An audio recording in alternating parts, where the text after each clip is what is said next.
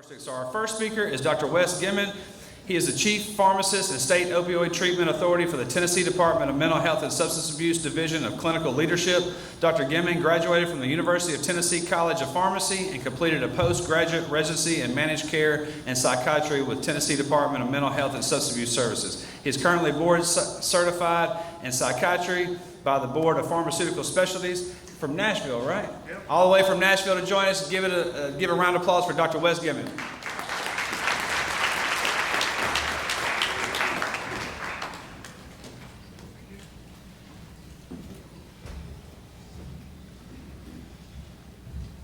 Now, Scarlett, I want to make sure you said this was too tall. I don't think it's tall enough. Good morning, Memphis. Good morning. As said, I am here from Nashville, but Memphis is my home. My parents still live here. I actually met my wife on this spot back in 2000 and something. But back when the University Center, has anyone went to University of Memphis, familiar with this campus? So the old University Center, right, with the pool tables at the bottom floor and the food court is actually where I met my wife here, where I got a chemistry and biology degree here before I went down the street to UT for pharmacy school. So my parents live in Collierville, so Memphis is definitely home for me, and I appreciate you guys having me here today to talk to you about some emerging drug trends that we're seeing at the state level, why we think we're seeing these trends, and then we're going to go into some treatment options that can be used for the treatment of opioid use disorder. So we are running a little short on time, so some of these slides I may skip through because there's going to be other presenters that are covering very similar topics later in the day. But we are going to look at the overdose trends for the state. We're going to understand the biopsychosocial mechanisms of addiction, which is probably a refresher for many of you in the room. Some key findings from the National Academy's literature analysis of medications for opioid use disorder, comparing and contrasting how those work, and understanding the regulatory requirements for each of those. So some national trends. I was hoping to get a more updated slide for you, but here we have the national number for overdose fatalities. You can see there it's 91,000, but the more recent number is it's over about 108,000 people have lost their lives to a treatable and preventable illness. Probably nothing new for a lot of you here, but the number of overdose deaths associated with prescription opioids has gone down with a lot of opioid prescribing limits and other regulatory requirements for prescribing. The availability of prescription opioids has gone down, hence the number of overdoses with prescription drugs has also gone down. Unfortunately, when you squeeze one end of the balloon, what happens, right? So we're no longer able to get prescription opioids as easily, and without individuals going into treatment, what are they going to turn to, right? It's going to be more thing heroin, and now there's hardly ever any heroin now, it's all fentanyl. So now we're seeing those increase in overdose deaths with those illicit and synthetic opioids.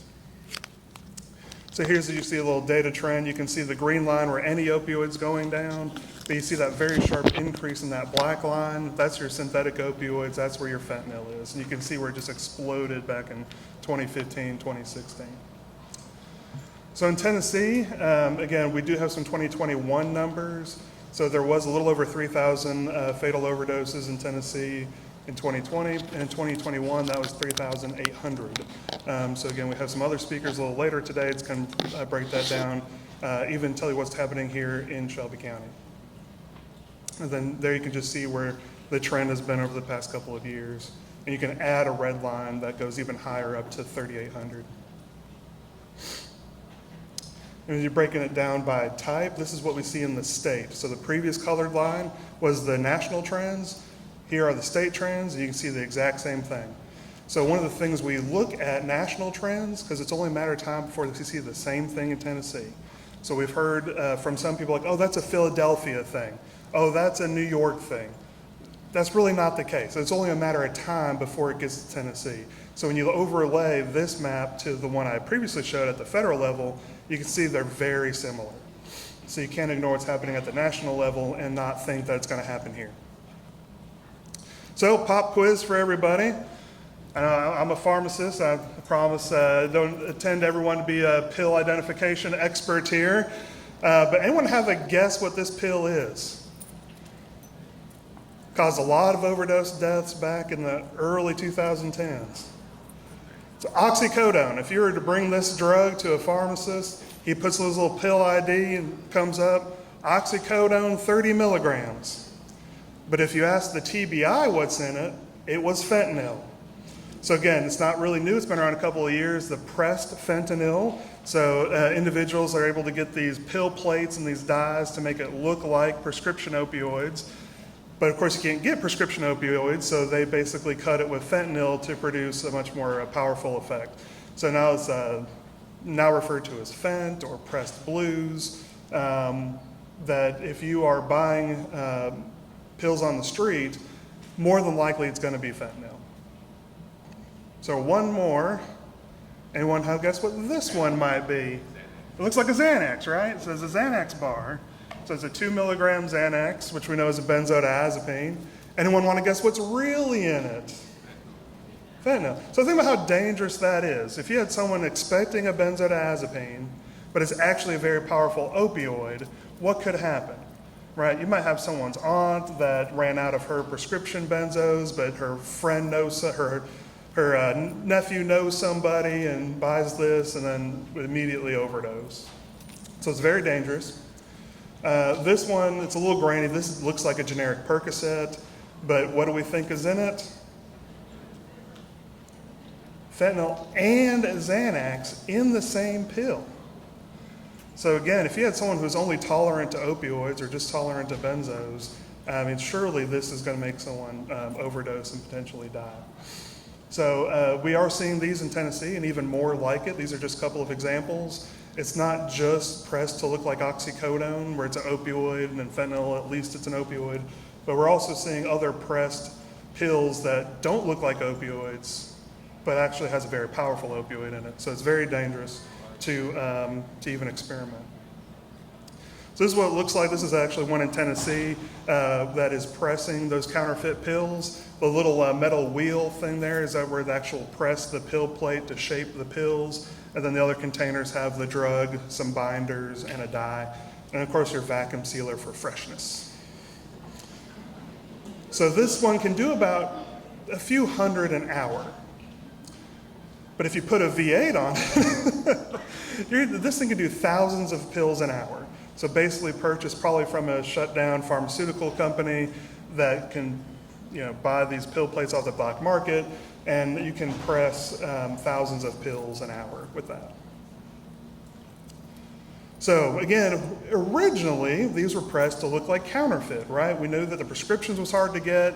Fentanyl is much more prevalent, but we're kind of going to hide it, right? We're kind of hiding fentanyl. If you remember, if you were in this business back in 2017, 2018, everyone's like, watch out, your heroin might have fentanyl in it, which now we know today, it's all fentanyl, right? It's like, yeah, I know it's fentanyl. I bought it because I was told it was fentanyl. So there's really no more reason to hide making it look like a pharmaceutical product, right? The game is kind of up at this point. And so they found these pressed that they still use the same plates to make it look like a Mylan brand oxycodone. They kind of given up on the dyes, right? There were some people thinking, well, what do the colors mean? That certain cartels use one color. We don't really know. We don't really think there's any reason to that. But the point of it here is that no one's really trying to hide it anymore. Everyone knows it's fentanyl. They're buying it because it's fentanyl. There's no reason to go through that length of effort to make it look exactly like a prescription pill because the jig is up.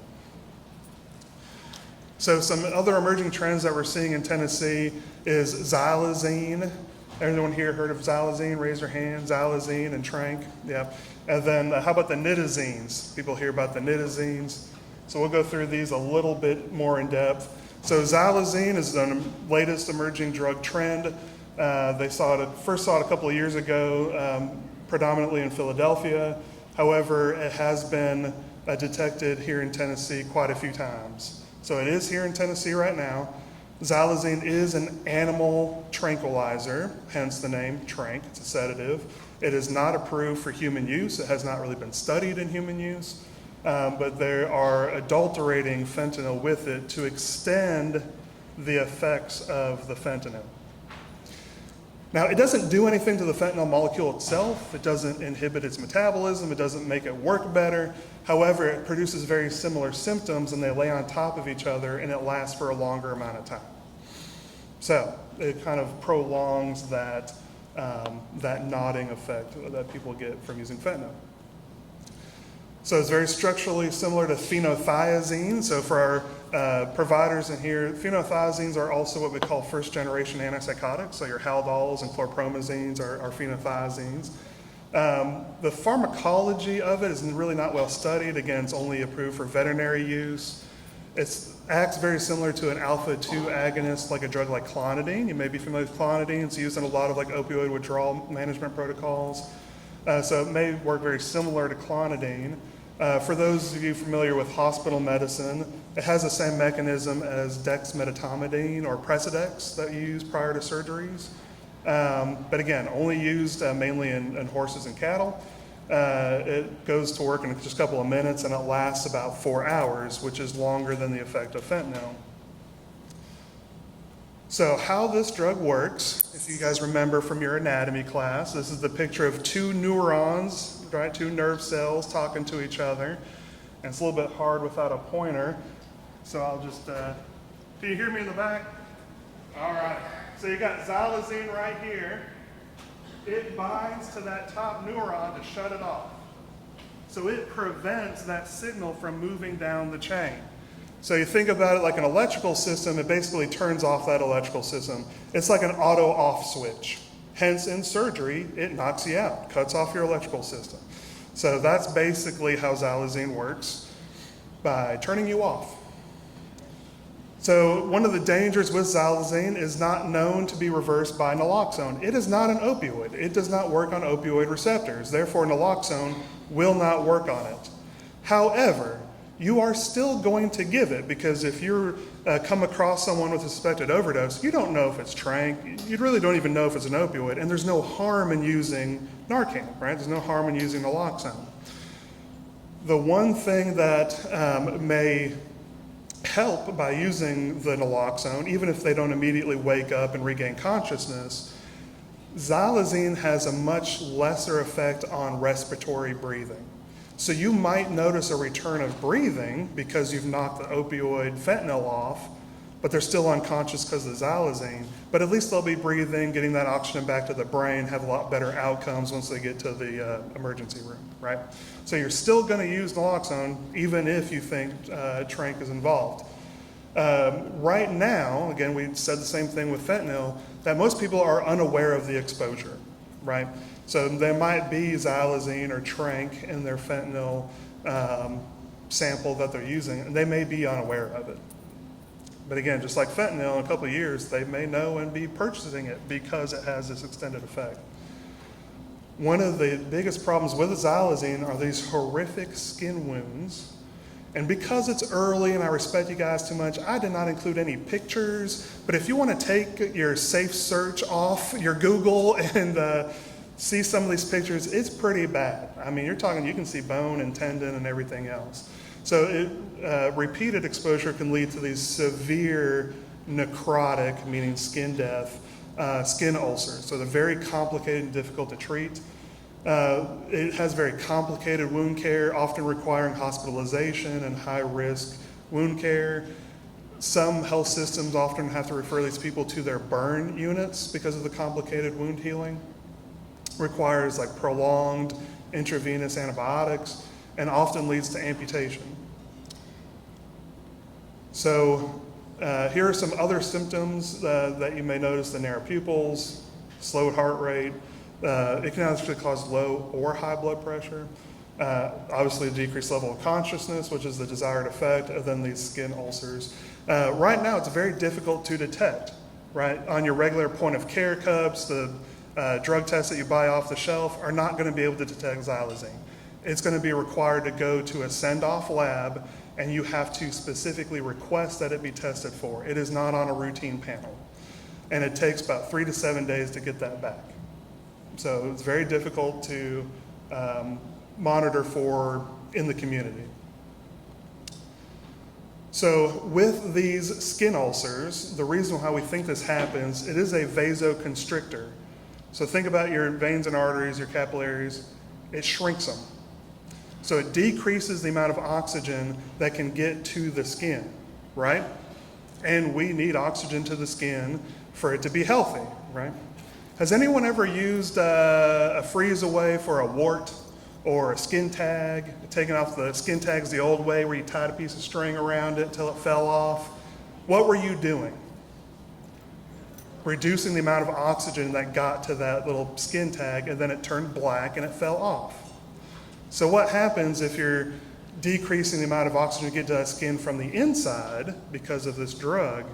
It's going to turn black and fall off. So not only if you're using it intravenously, you're also breaking that skin barrier, you're introducing other bacteria, but because this medication, how it decreases the capillaries throughout your body, these ulcers can appear anywhere. So it can appear on the legs, on the hands, really regardless of where it's being injected at. Now they are very painful, but what do they have handy that's used for pain? Fentanyl. So one of the problems is a very insidious effect that, they can get pain relief from injecting fentanyl, which might have tranq in it, which just perpetuates the ulcer. So it's very dangerous. Again, remember this, we don't know if they're coming from veterinarians, we don't know if it's coming illicitly through Mexico, probably both. There may be some impurities in it. So it doesn't have the best quality control when you are using this by injection use. So it could be some impurities in the drug itself causing some of these issues. So how do you help somebody with a xylazine skin ulcer? Before you help them, you can clean your hands with soap, water, hand sanitizer, hydrogen peroxide. You don't use alcohol or hydrogen peroxide on a wound because it can impair healing. But with the wound itself, you're going to wash it with just soap and water or saline. There's some other products now that are more advertised for wound care. If that is handy, absolutely, that's fine. But then you're going to put some ointment on a piece of gauze to cover the wound, and then you're going to wrap it with dry gauze and then a wrap like an ace bandage. But make sure that you do change that every 1 to 3 days. Make sure that those individuals do come back for those changes, because those bandages can then become infected and they smell awful, and make sure they get changed. Where there's a good trauma-informed place where they feel safe, that they know they're not going to be judged, but they can get their wounds cared for and their bandages cleaned. So some red flags to look out for when you suspect xylazine are those fevers and chills, and then obviously any of those skin conditions that we talked about before. Last year, the Tennessee legislature did impose some new penalties associated with xylazine. So right now it is not a controlled substance. However, if it is, if you knowingly possess it, if you manufacture it, if you're possessing it with the intent to manufacture, deliver, or sell it, it's either a Class A misdemeanor or a Class C felony, unless it's in the use of a veterinarian. So if you're not a veterinarian and you have xylazine, you can now be prosecuted for it. The other new drug trend is the nitazines. So these are opioids. So the good news is this will respond to naloxone, but it is very potent. So it may require higher doses of naloxone than even fentanyl. So there's different types of nitazines. You can it's a little bit small, but you kind of see the picture there of like what the main molecule looks like. And then everywhere there's an R or a branch. And then on the right-hand side are those different branch chains. Basically think of like a Lincoln log set. You're just putting in different parts to it. But depending on which one it is, it's about 100 times more potent than fentanyl. Now, there are some that are not as potent as fentanyl, so they're not all created equally. But as you can imagine, oh gosh, fentanyl's bad enough. What could possibly happen next? Well, I'm going to tell you right now what's going to happen next is these nitazines. So the good news is that they respond to naloxone, but often require higher doses. But that's definitely something that I'm anticipating seeing more of in Tennessee. We have already. These were FDA approved, they were not FDA approved, but they were manufactured back in the 50s. And back in the 50s, they said, hey, we don't need anything this strong, so they quit making them. Well, then somebody got in the cupboards, wiped the dust off of them, and start manufacturing them again. So, oh yeah, here, made in the 50s, but were never marketed or approved for use. And again, not a lot of quality control. These are very difficult to make, so you'll often see it in this clumpy powder that's put into these capsules. So, okay, so why do people do it? This sounds so bad. You're talking about people's skin falling off and all these overdoses. So why do people do it? So this will be a refresher for most of you in this room. And so one of the things that I like to start out with, this is from the Surgeon General's report calling Facing Addiction in America. So as you recall, these are the three main brain structures in the brain involved with substance use disorders. So we're going to talk about these three main brain structures. The first one being the basal ganglia. That's the happy part of your brain. Whenever you have dopamine released in this part of the brain, you like it. It causes a euphoria. This also is the area of the brain that's responsible for forming memories and dreams. So anybody in recovery or has a past substance use history may recall having, hey, I still have drug dreams, right? Or I may go by certain places or things that are seemingly unrelated, but it triggers a craving. So that's kind of the basal ganglia's fault. So why we have this structure to begin with, that's our positive reinforcement for life-preserving activities. So eating when we're hungry, sleeping when we're tired, that releases a little bit of dopamine in his brain saying, hey, we really like it, right? Think about when you eat something, think about the feelings you have when you think about your mother's cooking, right? You can smell it right now. Oh, it feels so great. You're getting a little bit of dopamine released in this part of the brain. The problem with people, with individuals with substance use disorders, when they take drugs like opioids, it releases dopamine 2 to 10 times the amount of those other normal activities. So we call it super physiologic. So it means that you really like it when you get it. Now the red part, the amygdala, that's your flight or fight response. It is the alarm system for your brain. If it thinks that you are not getting something that you need to live, it's going to make you feel bad and put you into stress until you are safe, right? Which means like you either got the opioid or you got some food when you were too hungry, but it's the alarm system of the brain. So think about, you're not you when you're hungry, right? Or you're getting hangry. That's the amygdala's fault, right? And then the green part, that's your brain's manager. The prefrontal cortex is the part of the brain responsible for helping understand consequences of our actions, keeping responsibilities with your time, money, resources. It's your brain's manager. But over time, we call it a neuromaladaptation, because over time, it's seeing that the basal ganglia really likes it when we get the opioid. The amygdala is telling us that we're going to die if we don't get it. So the manager over time says, well, hey, we need to prioritize getting this opioid even over other responsibilities and regardless of consequences, because I think my main function is to keep you alive, and I think you're going to die if you don't get it. So a lot of individuals that don't quite understand, like why would somebody prioritize drug use over things like their children or not having a job or being homeless but still just wanting to use. And it's because the manager has sort of flipped to prioritize those things over what we would think as a society should be should take priority. So that part's a little bit different. And of course, all these structures of the brain talk to each other, they inform one another, so it's pretty complicated. But I like to think about it like this. Think of your body as a big company, right? Every part of your body, every cell, every tissue, every organ plays some key role in keeping you alive. And think about the brain as the head office of the company. Now, you're right, save applause to the end. So the basal ganglia, those are your investors, right? When it sees profits, we really like it. So think about dopamine as profit. So you can take an opioid and it releases profits 2 to 10 times the amount of normal. Hey, we really like it. You should get more of that. You should really do that more because we really like it. Now think of the amygdala as your comptroller, your accounting people. Like, hey, when we don't get profits, we're in danger. We need to send out warning signals, like we need to threaten layoffs, like something's gonna happen if we don't start getting these profits, this company's gonna die. And you think about the prefrontal cortex as the manager or the CEO. So over time, it's gonna prioritize those profits over other activities that we would think the company should be doing.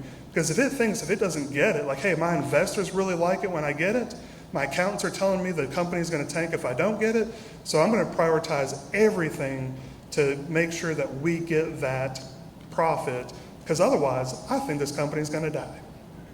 So that's kind of the way to think about how the brain is working against somebody. What we think as a society they should be prioritizing is because their management has flipped. So here is just clinically the DSM-5 criteria for an opioid use disorder. Many of you may be familiar with this. Taking it in larger amounts, unsuccessful efforts to cut down, spending a great deal of time spent in activities to get that substance, failing to fulfill major roles in your relationships or at work, recurrent social or interpersonal problems, giving up activities to prioritize the drug use, using in areas where it's physically hazardous, such as like when you're driving or at work. And then the last two are only if they're illicit, non-prescribed, as if you develop tolerance or have withdrawal. And why it's important that we think about this is when we talk about stigma here in a few minutes, it's important that we understand what a clinical opioid use disorder or addiction is, because it's going to come back up here in a second.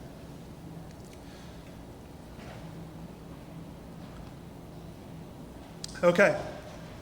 When it comes to treating opioid use disorder, there are a lot of tools in the toolbox, right?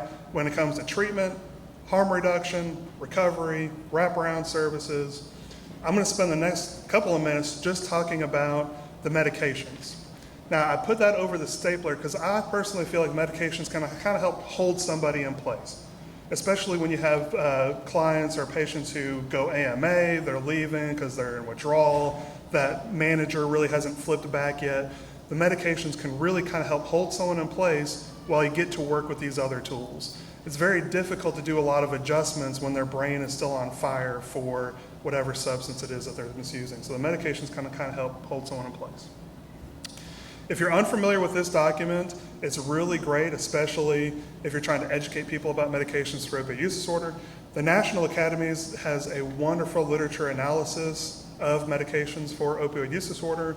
They also have a really great analysis on medical cannabis that I also refer to. So it's a really well-recognized, well-respected report. And they have 6 main findings from doing their literature analysis. One is very simple that we should all recognize, is that opioid use disorder is a treatable but chronic brain disease. It is not a moral failing. Number 2 is that FDA-approved medications for opioid use disorder do in fact save lives. So, okay, I think we can all agree to that when used appropriately. Number 3, and this is a big one, that long-term retention on medication to treat opioid disorder is associated with improved outcomes.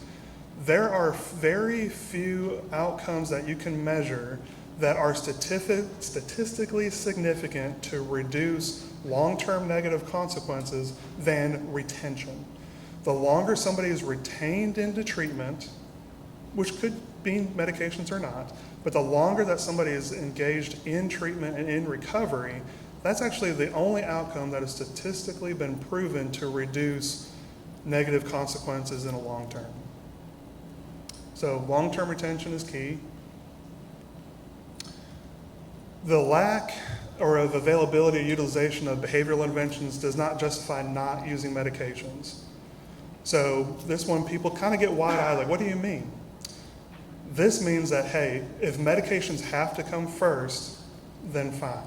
So if there's a lack of counselors, a lack of behavioral intervention, and they have to do medications to, again, just kind of hold that person where there is until that therapy becomes available, when you think about a harm reduction model, that keeps that person alive. So the medications can help someone living until they can get into therapy to help them live well. Number 5 is that most people who benefit from medications often don't get it. And it could be stigma, it could be access issues, it could be that they have criminal justice involvement that doesn't allow for medications. There's lots of different reasons The primary reason that most people don't seek treatment is because they don't feel ready. But they have found that most people who do need it, who could use it, often do not get it, citing issues to access.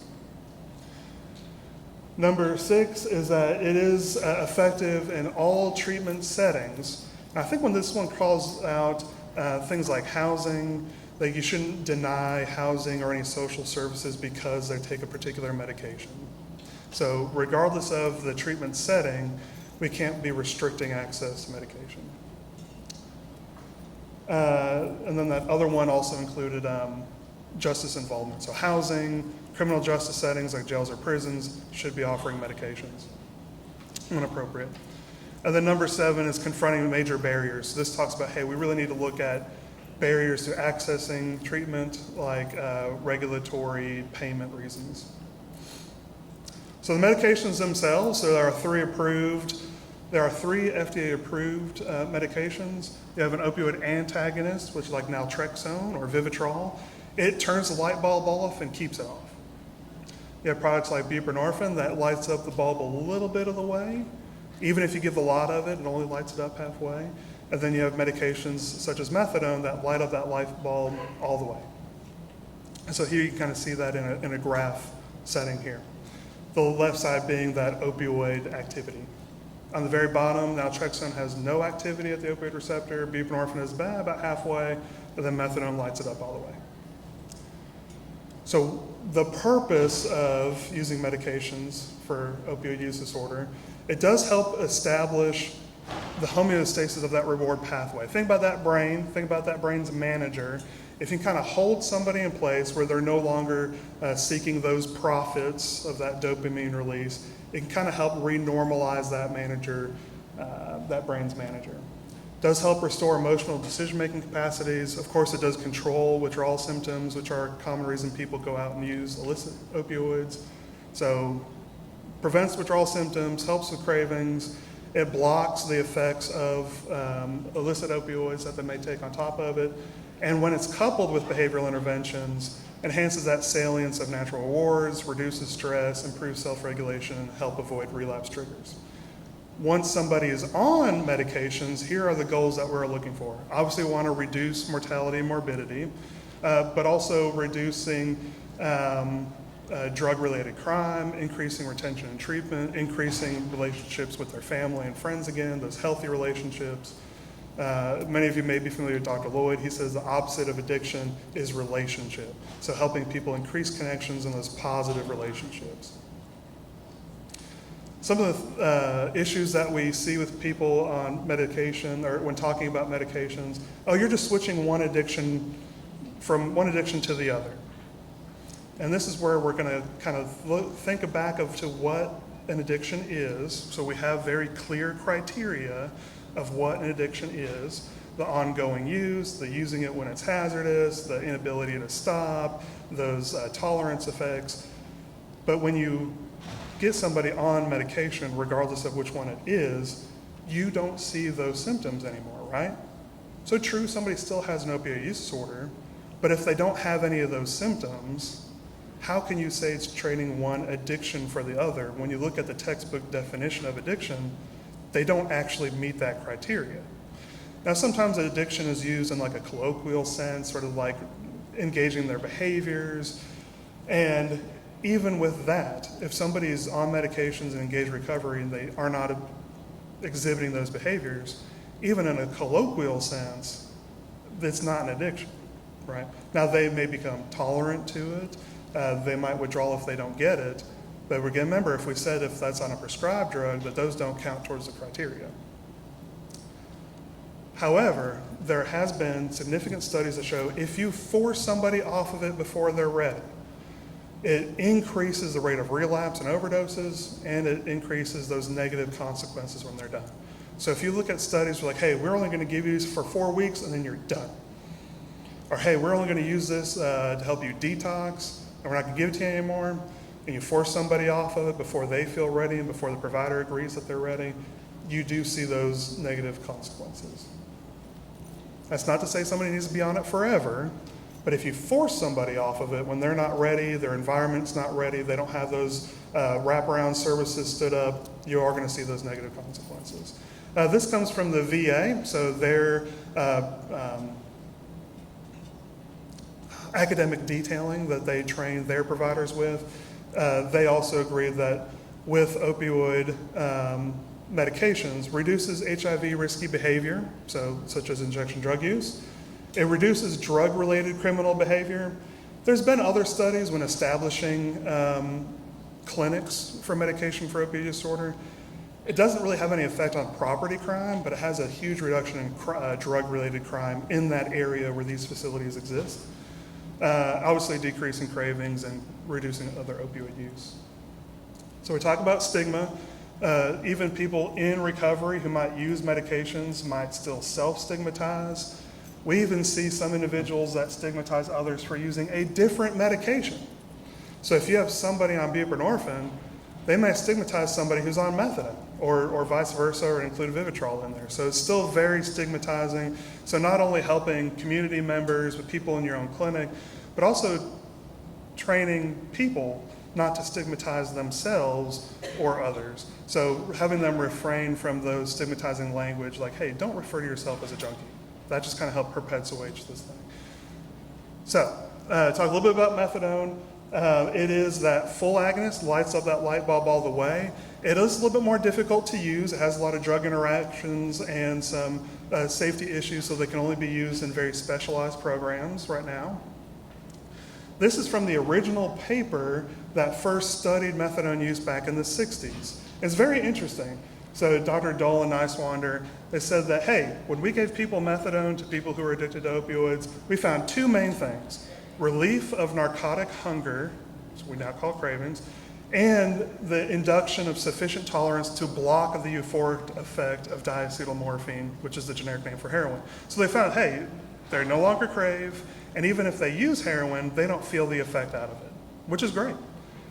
But then at the bottom they said, oh, but we have also found that individuals return to school, obtain jobs, and have become reconciled with their families. And the only main side effect was constipation. But then they also comment on the very next page is that, hey, even though, like, yeah, it makes sense, they no longer crave, they're not using, they're going back into the jobs, they're getting their family back, but they knew even then, because of the stigma against this medication and the people who use it, that the advisability of opening such clinics, you have to take under consideration. Because if you just look at the numbers, yeah, it makes total sense. But because that stigma is still out there, you might really want to think about where you open up these programs. So we're still seeing that today, 50 years later. One of the original studies that looked at methadone, there was 17 people in the methadone group. They looked at them 2 years later, and 12 of them were doing great. 4 had returned to using, 1 had gone to prison. But if you look at the other group that had no methadone, only 1 was in recovery. The rest were either still using, prison, or dead. Like I said, there is a lot of regulations when it comes to methadone. It's probably one of the most heavily regulated clinic settings, even outside of opioid use disorder. They do have to be separately registered by the DEA. They have to be accredited at the federal level by SAMHSA. They have to be licensed by the state. They have to have a certificate of need from the state before one can open. So it's very heavily regulated, and they have to be accredited by Joint Commission or CARF, so they have to be accredited as well. Skip through a little bit of this real quick so we get it back on time. So again, methadone for opioid use disorder can only be used in an opioid treatment program, also known as a methadone clinic. Here's where I mentioned all the regulatory systems that are involved there. It is time intensive, so it's very difficult for some patients to fully participate. They often have to go to that program every day to get a dose. They're not allowed to take any home originally. And then with regular attendance and showing positive behaviors, they can get take-homes over time.